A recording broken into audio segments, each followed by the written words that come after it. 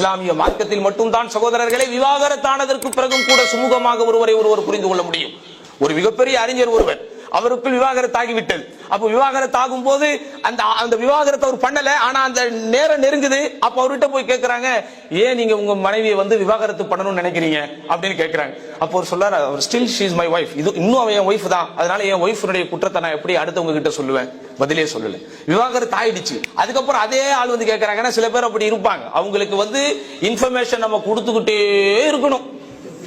ஆமாங்க, நன்மையோ தீமையோ, பட் அவங்களுக்கு ஏதாவது நீங்க செய்தி சொல்லிக்கிட்டே இருக்கணும். எதுவுமே இல்லையா, என்ன செய்தி, என்ன செய்தியே இல்லையா, நான் என்ன தினத்தந்தியும் தினமணியுமா டெய்லி உனக்கு செய்தி தரேன், ஆனா நம்ம செய்தி கொடுத்துக்கிட்டே இருக்கணும் சில பேருக்கு. அப்ப கரெக்டா நோட் பண்ணி, இப்ப தலாக் ஆயிடுச்சு, இப்ப போனா நமக்கு மெசேஜ் கிடைக்கும். நேரா ஷேக், இப்ப நீங்க தலாக் விட்டீங்களே, என்ன காரணத்துக்காக தலாக் விட்டு?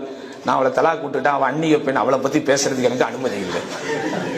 இதுதாங்க ஹிக்மத்து, இதுதான் பாலிசி. அப்படிதானே? தலாக் ஆவரட்ட எப்படி ஸ்மெல் பண்ணி எவ்வளவு அழகா கேட்கிறாரு, என்னாச்சு என்னாச்சு, அவன் என் ஒய்ஃப், அவளை பத்தி நான் எப்படி அவன் ரகசியத்தை வெளியே சொல்லுவேன்? தப்பு தப்பு தான், அல்லாஹ் அஸ்தக்ஃபிருல்லாஹ்னு போயிட்டார். அதே ஆளு திரும்ப இப்பதான் நீங்க தலாக் விட்டீங்களே, என்ன காரணத்துக்காக தலாக் விட்டீங்க? இப்ப அவளுக்கு அந்நிய பெண், அவளை பற்றி நான் இப்ப எப்படி விட்ட பேச முடியும்? எவ்வளவு அற்புதமாக முன்னோர்கள் வாழ்ந்திருக்கிறார்கள் சகோதரர்களே.